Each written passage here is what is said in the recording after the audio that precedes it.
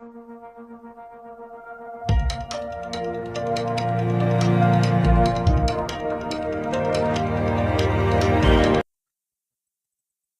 Everyone, मेरा नाम नित नारायण है। Welcome to the learning loop online education platform. जैसा कि मैंने पिछली क्लास में व्हाट इज सी क्या होता है इसके बारे में बताया था। हिस्ट्री ऑफ सी क्या होता है इसके बारे में बताया था। आज की जो हमारी क्लास है,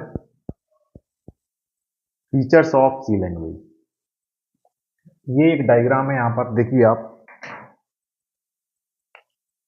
सी लैंग्वेज फीचर्स। सबसे फर्स्ट पॉइंट है सिंपल, सेकंड पॉइंट है इंडिपेंडेंट।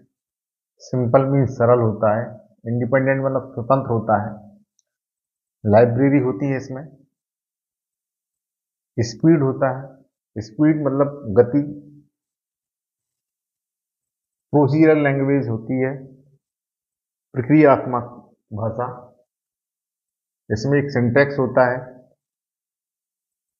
यह जनरल पर्पज भी होती है, सामान्य उद्देश्य। आज हमने सबसे फर्स्ट पॉइंट पढ़ा था सिंपल।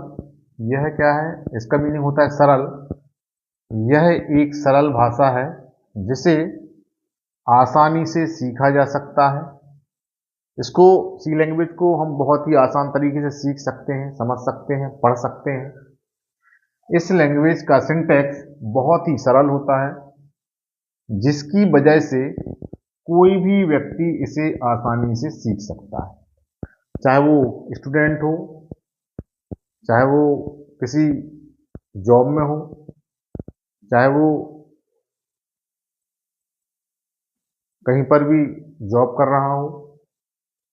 ऐसे बहुत सारे लोग हैं जो इस लैंग्वेज को आसानी सीख सकते हैं, क्योंकि इसको पढ़ना, लिखना, समझना या सिंटैक्स के माध्यम से आसान होता है ये। सेकंड पॉइंट आता है इंडिपेंडेंट। इंडिपेंडेंट मीन्स होता है स्वतंत्र।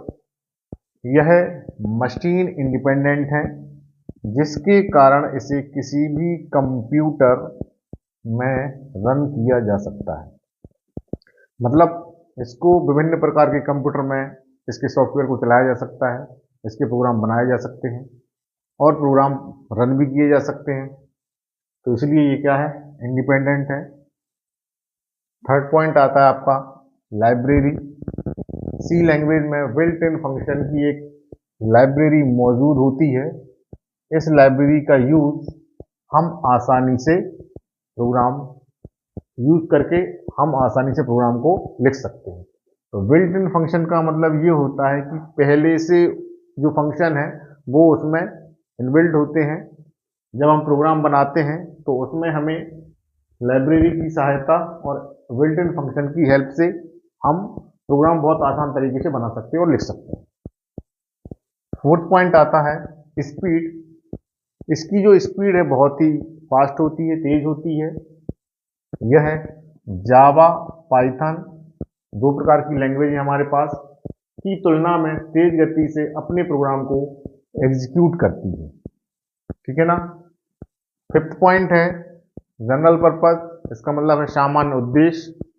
क्या हमारा उद्देश्य है? तो सी लैंग्वेज एक जनरल पर्पस को पूरा करने वाली लैंग्वेज है, जिसका यूज करके हम अलग अलग प्रकार के सॉफ्टवेयर जैसे कि ऑपरेटिंग सिस्टम एंड डेटाबेस बना सकते हैं। क्या बना सकते हैं?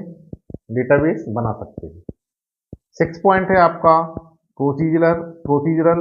मतलब जो सी लैंग्वेज है इसको हम प्रोसीजरल लैंग्वेज भी कहते हैं। यह एक प्रोसीजरल लैंग्वेज है, इसलिए इसमें प्रत्येक प्रोग्राम को स्टेप बाय स्टेप लिखा जा सकता है।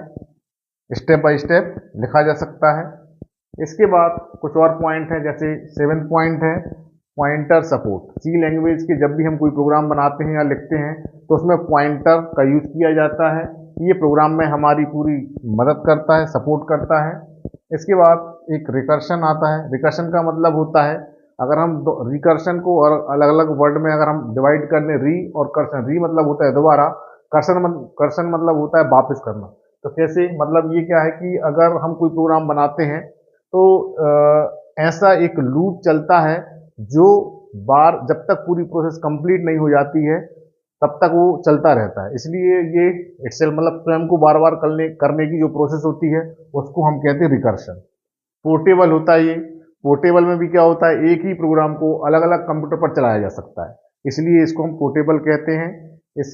इसके बाद आपका फास्ट एग्जीक्यूशन, मतलब ये हमारा जो भी प्रोग्राम हम बनाते हैं उसका जो आउटपुट मिलता है या एग्जीक्यूट होता है प्रोग्राम, वो हमें बहुत फास्ट स्पीड में एग्जीक्यूट करके देता है। इसको हम मिडिल लेवल लैंग्वेज भी कहते हैं। मिडिल लेवल लैंग्वेज में क्या होता है कि लो लेवल लैंग्वेज, इसमें हाई लेवल और लो लेवल दोनों लैंग्वेज की विशेषताएं पाई जाती हैं, इसलिए हम इसको कहते हैं मिडिल लेवल लैंग्वेज।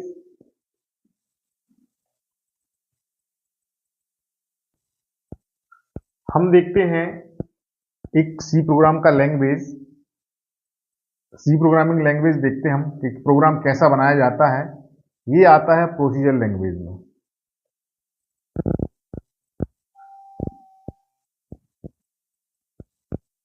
सबसे पहले हम क्या करते हैं, has include studio dot H, इसके बाद हम लिखते हैं वाइड मैन, ये हमारा फंक्शन हो गया, ओपन कर ली ब्रैकेट। हम यहां पर क्या करते हैं, print F the learning loop. हम इसको एग्जीक्यूट कराना चाहते हैं तो यहां पर रिटर्न 0 सेमीकोलन, तो यहां पर इसको क्लोज करली ब्रैकेट करते हैं। तो यहां पर जैसा कि आपको मालूम है जो होता है इसको हम कहते हैं प्री प्रोसेसर डायरेक्टिव कहते हैं। ये हमेशा प्रोग्राम की शुरुआत करने के लिए लगाया जाता है। इसको हम स्टार्टिंग पॉइंट भी कहते हैं।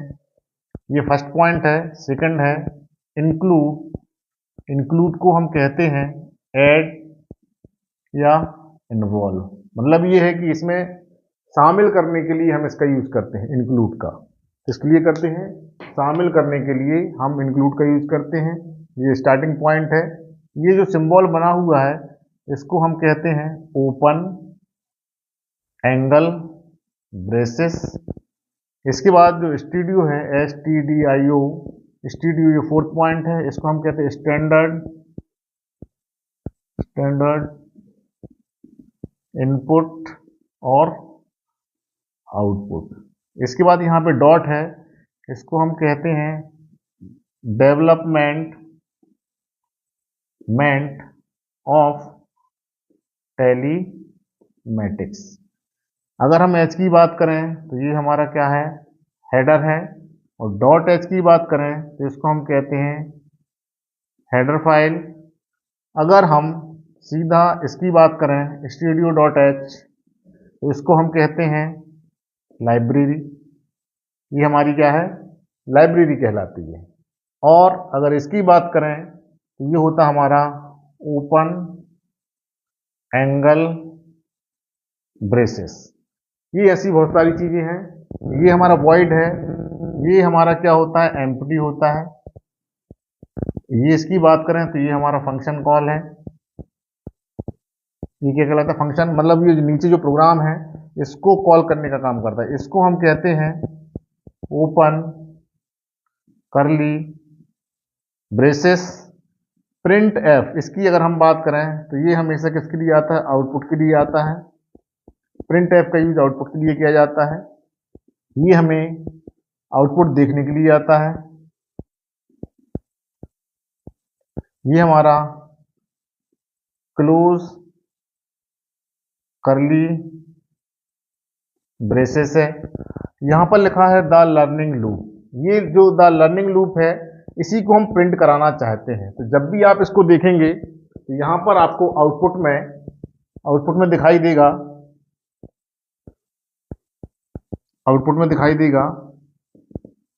The learning loop.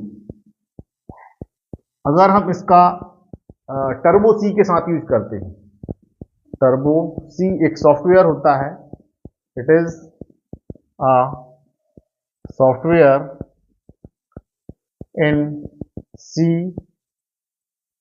प्रोग्राम।